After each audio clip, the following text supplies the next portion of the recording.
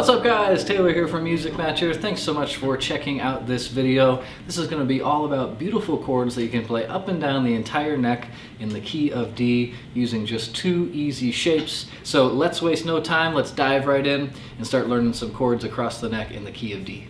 Alright guys, let's start learning some beautiful chords in the key of D. You're going to be able to play these chords up and down the entire neck, and you're only going to need two different chord shapes. Let's go ahead and start by just learning the two basic shapes that we need.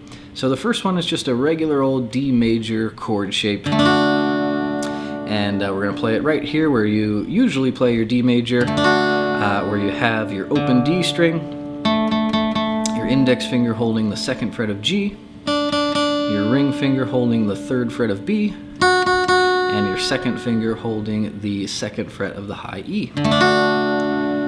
So there's our regular old D major. A lot of you have seen that before. And then the other chord shape we are going to need is our D minor chord shape. And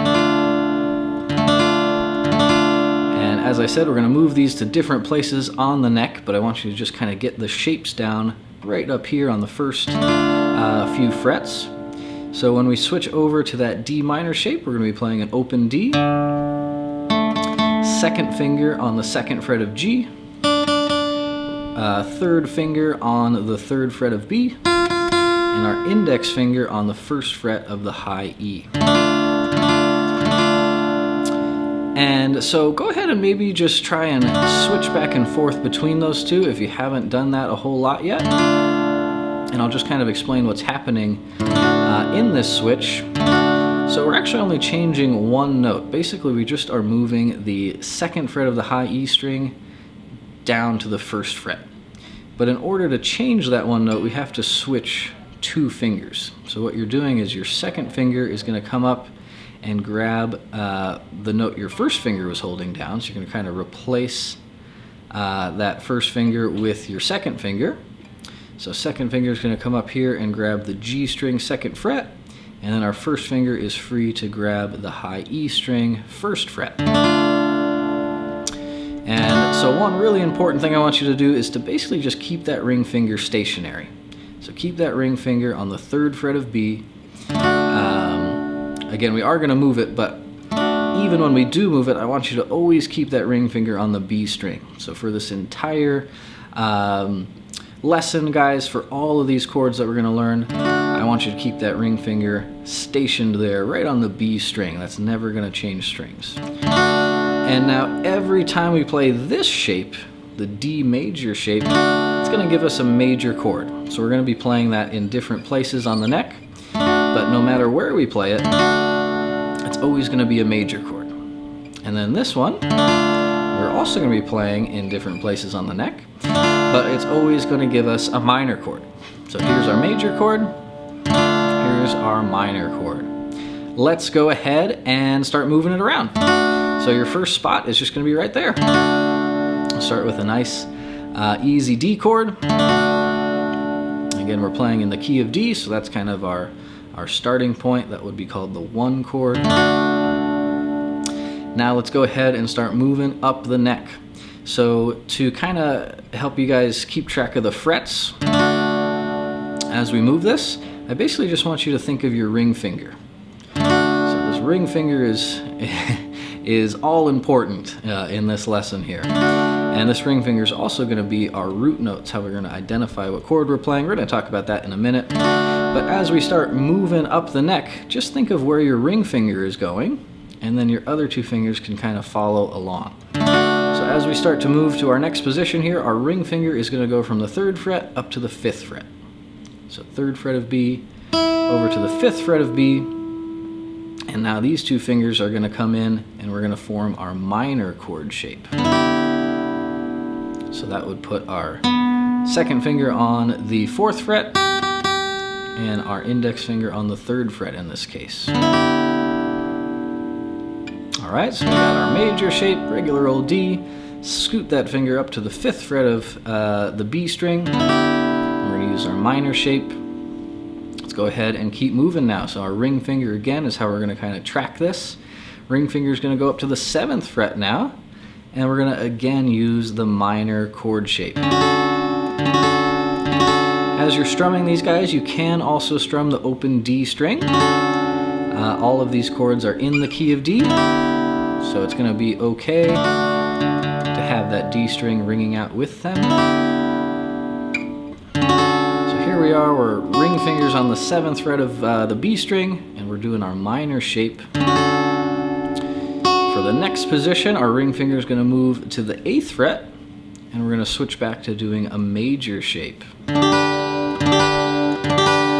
So now ring finger is on 8, and your index and second finger should be on 7 of the G and the high E string. Go ahead and take that same shape and scoot it up 2 frets. So ring finger goes all the way up now to the 10th fret, and we're again going to do the major shape.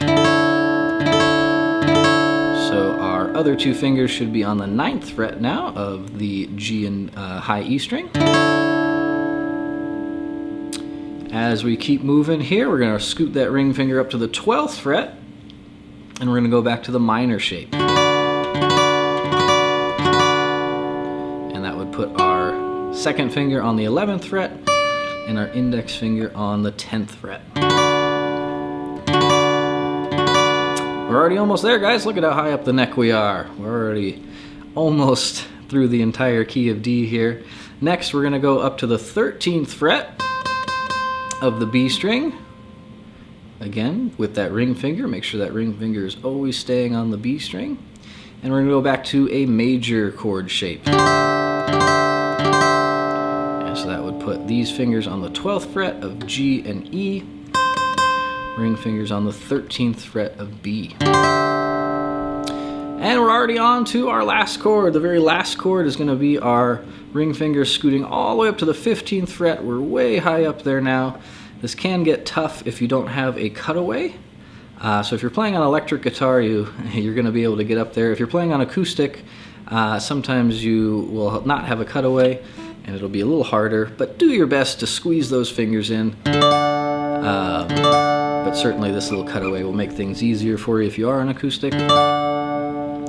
But there we are up on the 15th fret with that ring finger, and the 14th fret with our index and second finger, and that's a major chord. That's actually a D major chord, and it brings us full circle from where we started. We started on a D way over here, and that is also a D where we're going to end up.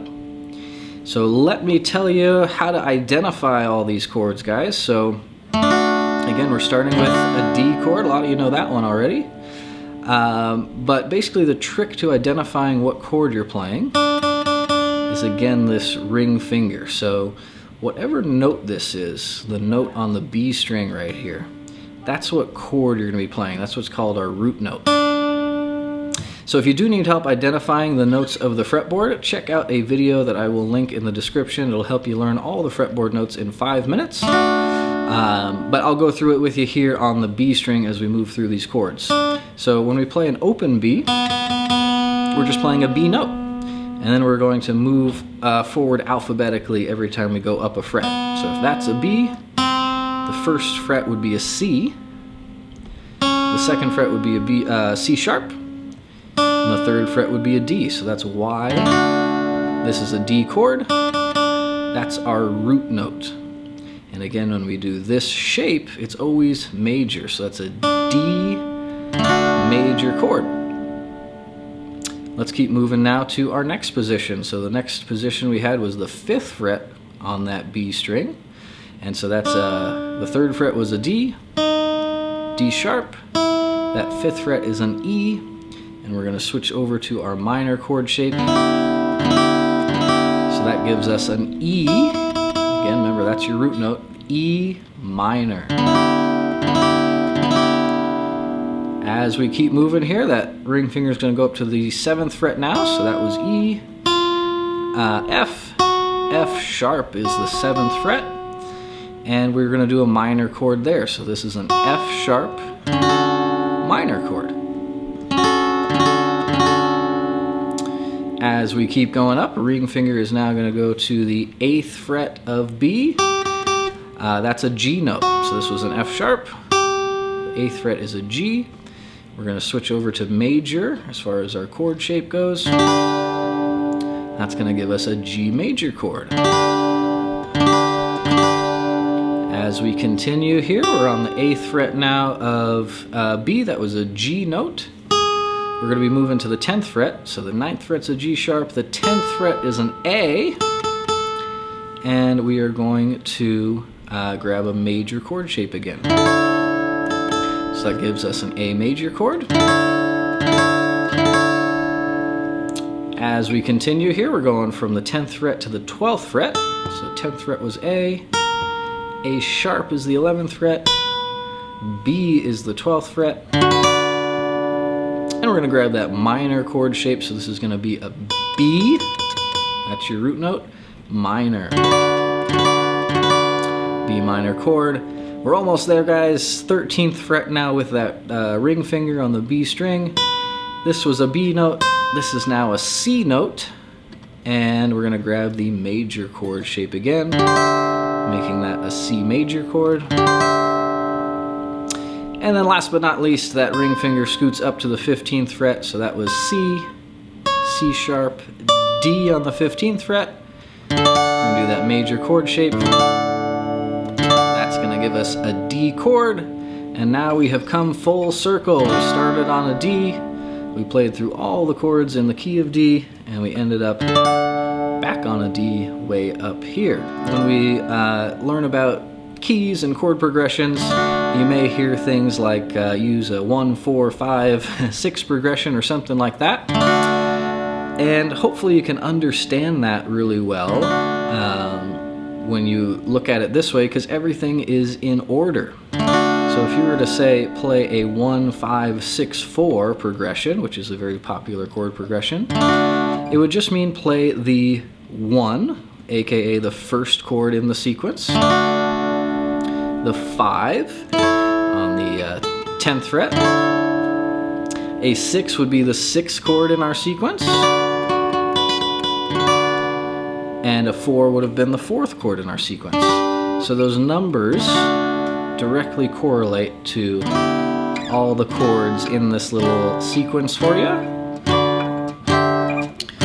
So we've got 1, 2, 3, 4, 5, 6, 7, 8, which again brings it back around to D, which is why it's called an octave, by the way, 8. But yeah, hopefully that makes sense, guys. So you have all your chords in the key of D in order.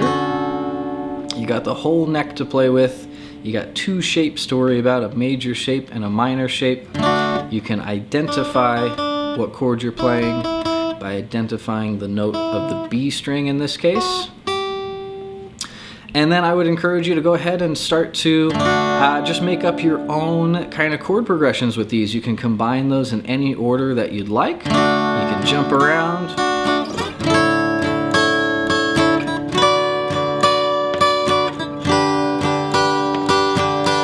You can strum them, you can pick them.